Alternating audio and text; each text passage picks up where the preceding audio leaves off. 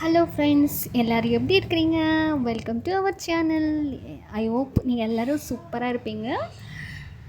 இன்றைக்கி நம்ம என்ன பொரியல் செய்ய போகிறோன்னா, எங்கள் பாட்டியோட இந்த பொரியல், இது பேர் வந்து கொத்தாவரங்களோட எங்கள் பாட்டி செய்கிற முறையில் நான் செஞ்சு காமிக்க போகிறேன். சூப்பர் டேஸ்ட்டாக இருக்கும் ஃப்ரெண்ட்ஸ். ஒரு வாட்டி நீங்கள் செஞ்சு பாருங்களா, லஞ்ச் பாக்ஸ்க்கெல்லாம் நீங்கள் கொடுக்கலாம். செம்ம டேஸ்ட்டாக இருக்கும். இப்போ நம்ம செய்யலாம்.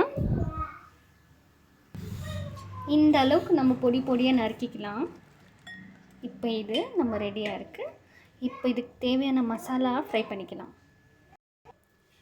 கொஞ்சமாக வேர்க்கடலை, 2 காஞ்ச மிளகாய் சேர்த்துக்கலாம். இது ரொம்ப காரம் ஃப்ரெண்ட்ஸ், உங்களுக்கு எவ்வளோ தேவை பாருங்கள் காரம். எனக்கு 2 போதும். அதுக்கப்புறம் 1 ஸ்பூனு சீரகம் சேர்த்துக்கலாம். சேர்த்துட்டு இது கொஞ்சம் ரோஸ்ட் ஆகட்டும். சிம்மிலே வச்சு ரோஸ்ட் பண்ணணும்.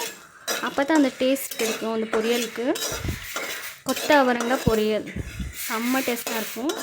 என் சேனலை ஃபஸ்ட் டைம் பார்க்குறீங்கன்னா ப்ளீஸ் சப்ஸ்கிரைப் பண்ணுங்கள், லைக் பண்ணுங்கள், கூடவே பெல் ஐக்கானை கிளிக் பண்ணுங்கள்.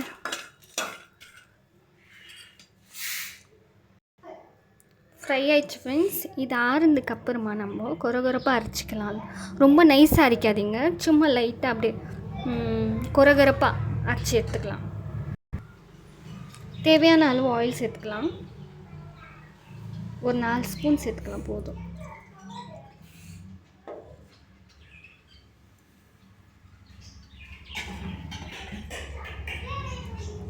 எண்ணெய் சூடானதுக்கப்புறமா கடுகு சேர்த்துக்கலாம்.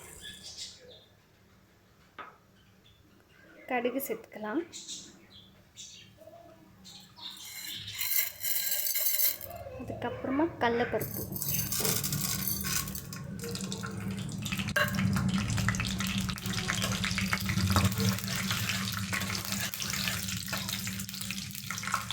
இது நல்லா ஃப்ரை ஆகட்டும்.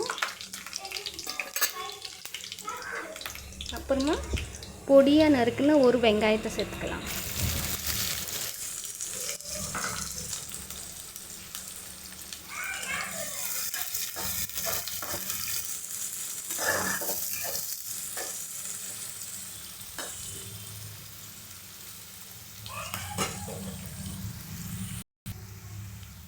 அதுக்கப்புறமா கருவேப்பிலை சேர்த்துக்கலாம்.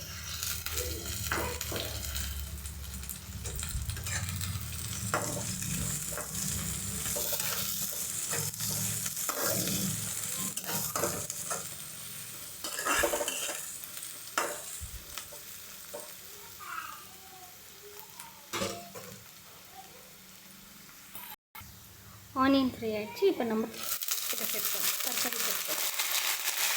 கொத்தவரங்காய் சேர்த்துட்டு நல்ல ஒரு மிக்ஸ் கொடுக்கும்.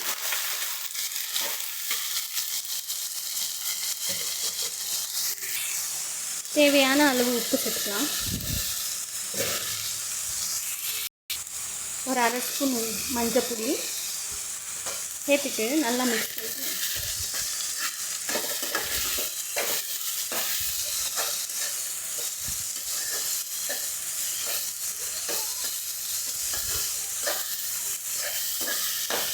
நல்லா மிக்ஸ் கொடுத்ததுக்கப்புறமா இது மூடி போட்டு வேக வைக்கலாம். ஒரு 5 நிமிஷம் இல்லை ஒரு 10 நிமிஷம்,